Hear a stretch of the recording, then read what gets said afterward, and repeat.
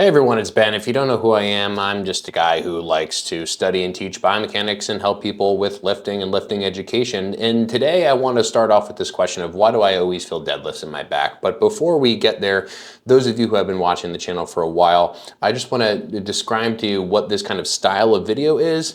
I want to get your feedback on it, and I want to see how it evolves moving forward. So basically what I'm envisioning is I want to make a little bit more frequent uploads. That's thing number one. And number two, in addition to that, I want to be speaking to people who are, I don't know, the most sort of blunt way to put it is actually thinking, because what I've noticed is the more that I have catered to improving the edits on my videos and being very attentive to like the scripting and the hooks and stuff like that, the more that I just observe these like brain rot, non-thinking comments from people who aren't really actually interested in learning, but who are just interested in spreading hate. And so I actually want to optimize for lower view counts, higher quality of person, hello, how are you, watching these videos. And so already I've lost a ton of people probably who are the exact people who I do not want to be watching these videos, the people who can't wait 2.5 seconds in an intro to actually learn about a topic, okay? So hopefully that makes sense. And because I can make these videos more frequent with these sorts of simple questions, I can explain a lot of it off the cuff with just a few simple graphics. I'll be able to upload more. But I would ask, what I would ask of you, the viewer, is drop comments with questions that I will make and use as the basis for future videos, right? Because again, if I have the questions already, I already have the topics, it's going to be easy for me to answer the questions and bang these videos out more frequently. Just before we actually get into the first question, because there are 3 that I want to tackle today, if you're interested in having your questions answered, absolutely, because there might be a lot of comments, and I'm just going to basically pick the best questions, the questions I'm most interested in moving forward. Join my free community at the link below, because I do Q&As in there where I basically just scroll down and answer every question. So join that community. It's totally free, 100%. So anyway, hope you enjoy it. Let's dive into it. So this question I get a lot, which is why do I always feel deadlifts in my back? And the comment that I want to highlight, which I think is funny, which was a response to one of my videos, says, thank God I was going to comment it trains your back. Okay, and so this was kind of the comment. It wasn't really a question, but more of a comment. But I get this question a lot, is why do I feel deadlifts in my back? And the answer is because it's a fucking back exercise, right? Because if you think about like, okay, if I'm doing a deadlift, yes, I do have shorts on. If I'm doing a deadlift like this, okay, and I have some kind of bar in my hand, what is that bar doing to my body? Well, that bar via my hands is pulling my hands down to the ground. It's pulling my shoulder girdle forward. And as a consequence, it's attempting to essentially round my spine over. That's why you feel it in your back, is because it's a freaking erector exercise. The only way that you can feel your back less, because I understand that's part of the question, it's not just why do I feel my back? Most people know it's an erector exercise. But the question is, why do I feel my back so much? Okay, now we get to the juice, which is basically, I don't know why I use the word juice. Now we get to the juice, which is basically, we need to actually learn how to hip hinge, right? Because the way that we load our hips proportionately more than our back is by keeping our back stiff as possible, and by moving through our hips, okay? So I'll go through a little, like a simple drill that you can use to actually learn how to do that a little bit more appropriately. But just at the conceptual level, think about it this way. The reason that you're going to tend to feel your back more is for 2 reasons. Number 1 is because your back is actually moving, right? You're actively moving through spinal flexion and spinal extension. And if you're actively moving through those ranges, then all of those little joints in your spine, they have to change position as you go through the range, i.e. your erectors actually have to shorten and lengthen and shorten and lengthen. Lengthen as you round, shorten as you arch.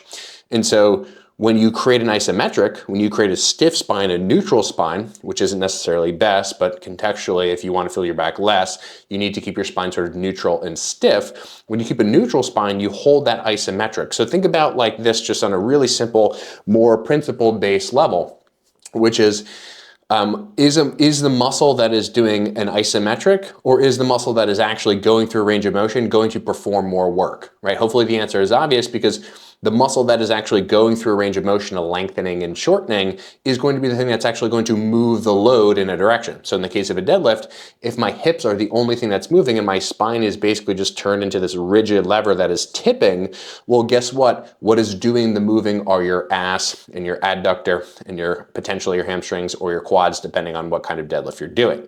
Okay, so the goal is basically to move the hips and fix the spine. And what moving the hips actually looks like, now for the actual practical application aspect of this, is basically just this. This is hip flexion, this is hip extension, okay? So to mirror this, so as I go down, hip flexion, hip extension, hip flexion, hip extension, okay? And in order to isolate for hip flexion, hip extension, a cue that I love, I got this a long time ago from a guy named Steve DeNovi, take your thumb and place it on the front side of your hip. This is called the ASIS, okay, this bony prominence right here. And then take your index finger and place it on the top of your femur, like close to the neck of your femur. And then basically as you go down, pinch these two things together like you're moving them together like this. And that's what a hip hinge is, okay? So find the bony prominence, on me it's right here. Point the finger right here, top of the quad, and then basically close that gap. Closing that gap is what it feels like to be moving through hip flexion, hip extension, and not spine flexion, spine extension. So that's big reason number one is isometric versus the dynamic thing. Move the hip, fix the spine. Great. Now, if that's problematic for you, okay, what I would recommend at first, I think this is a really, really awesome hack. Do isometrics. Okay, do isometrics so that you can find and feel what it is like to push through the ground and feel stuff in your hips and not your back, okay? Because you'll be able to micro adjust the position of doing this like twerking thing to be able to actually feel, where do I feel my ass? Where do I feel connected to my legs versus where do I just feel my back?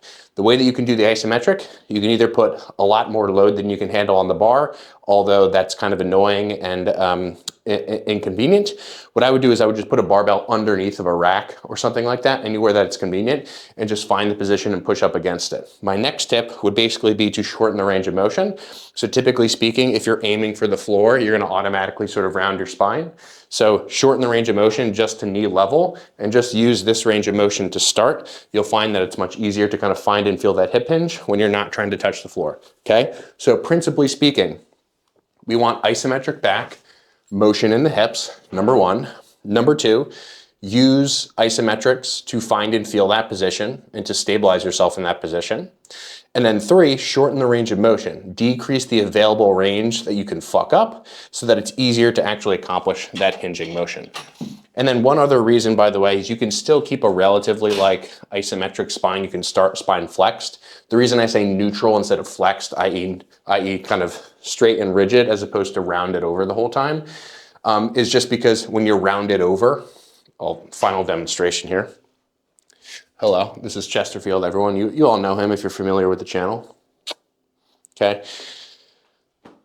The reason I say neutral as opposed to flex is because when I flex, imagine the bar is here, my ass and my hips basically move. You see how they move closer to the bar? So I want my ass farther away from the bar. The way that I do that is making my spine neutral, okay?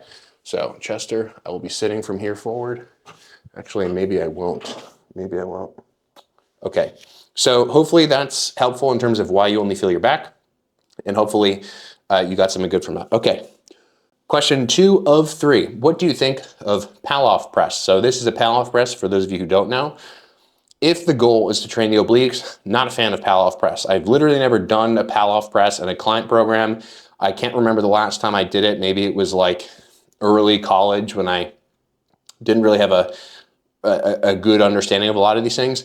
The palof press is basically like, I don't know how to put it. I mean, it's an isometric that causes your shoulders to take on a lot of the fatigue.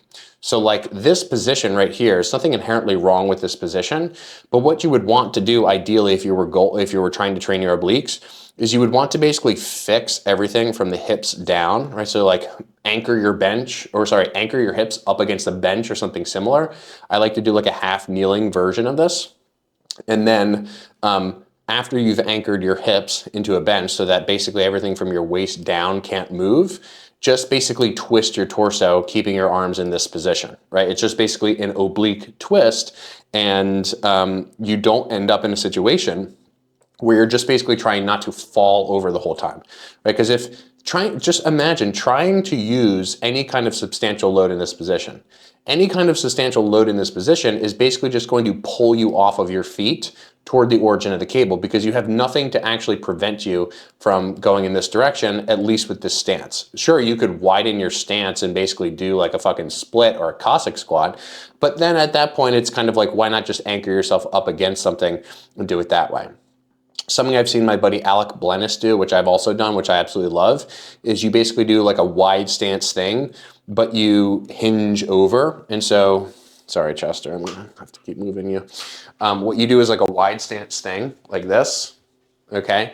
And hinge over, and then put the cable like right up here, and then you grab the cable and go down this way, okay? The reason that works is because you can kind of hunker down against the load. Your base of support is wider, and you're also distributing more of your weight as if it's falling downward. So you could do the oblique twist that way, or what I was trying to allude to earlier is you could do a half kneeling thing, bench up against here, cable is toward the camera, do the twist this way. But in any case, if you're trying to train your obliques, we don't want to just go isometric with the obliques, right? Contrary to the whole deadlift thing that we just talked about, you want to actually create motion through the trunk to train your obliques, to move those things through a range of motion. You don't want to be isometric and then your shoulders are basically just taking the brunt of the load, because in this position, right, my left delt is holding me here and my right pec is holding me here in this position. So trying to basically move toward a, sorry, Chester. Try to basically move toward situations in general, if you're struggling to target particular muscles, where those muscles are changing length, where you're stable, and where other muscles are not changing length very much, okay? So I hope that helps. All right, last question. This is a little bit more in depth, but I'm gonna read it out. Taking an example of horizontal rows, how come the stretch part provides the most leverage to horizontal upper lats? The prime target apparently based on muscle direction. If I were to consider horizontal lats, they would be running nearly 180 degrees to the humerus bone in the stretch position. Only when one moves his arm next to his body, aka the contracted position, the angle changes to 90. So is there some different reasoning other than internal muscle torque, or am I absolutely using the wrong explanation? Okay, so what this individual, Zaid Khan, great question by the way, is illustrating is in a horizontal row, okay, these are the upper lats right here. And so what Zaid is basically pointing to is when the arm is horizontal, if you imagine the arm were like kind of here, that's where these fibers right here would be perfectly parallel. So the question that Zaid is basically asking is, why is it that the upper lats contribute in this position, kind of like when your arms are getting tugged forward off your body? Because they're not pulling 90 degrees from the bone in that position. 90 degrees from the bone is basically where all muscles have the best leverage in terms of how they're able to actually pull on the bone, right? 90 degrees is the magic position in terms of like when muscles might have the highest torque producing capability. It's kind of a rabbit hole to get into because you also need to consider other things like muscle length and length tension relationship. But for now, basically what Zaid is asking is like, okay, if in this position, right, the upper lats are pulling in this direction, right? Well, that is 90 degrees from this bone. So how is it that they don't have the best leverage there? Well, we have to consider first that if a resistance is trying to pull the arm forward off of the body this way, there's very little resistance on the glenohumeral or shoulder joint anyhow. And so really what we need to consider is not that angle, but an angle from above, okay? So here's an angle from above. Here is where the lats would be pulling. You can't see them because they're below. Here's the axis of rotation of what would be primarily the axis we would be concerned with. And then here's that big ass, long ass distance to that sternoclavicular joint. So just think about it. Look at the distance between your upper arm and the inner part of the clavicle, and then go over here and look at the distance. I know the image isn't scaled to size, but you'll still get the point. But then look at the maximal distance between where the lats are here and the upper arm, right? It's basically like this long with my fingers versus this long. So when we're in this position, the upper lats have a really, really good ability to retract the shoulder blades, in addition, of course, to these other shoulder girdle controllers like the middle traps and the rhomboids. So don't forget about those guys as well, because those guys are also obviously contributing. So basically, the short of it is, Zaid, that anytime you have a resistance that's pulling your arms forward off of your body, things that retract are going to be active. We're not really concerned with the action of the humerus until the humerus starts to move and it's moving back in this direction. Because as you properly or accurately pointed out, in this position, you're going to feel those lats a lot because they do have good leverage. Although they are shorter in that position, there's not much else that can really do the work aside from maybe some help with or from your teres major and your rear delts. So overall, everyone, please submit your questions below if you have questions for me to address in future videos.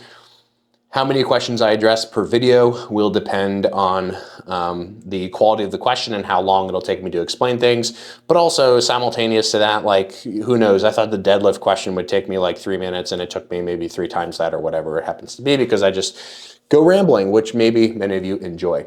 So anyway, again, as I'll mention, check the link in the description to join my free community. There's a completely free tier. There's also a paid tier now that is a new thing where you get access to a bunch of additional features and more direct access to me and full recordings of stuff. But until then, I appreciate you all. Thank you for watching. Thank you for the support, and I'll see you all hopefully in the free community and in the next Q&A video.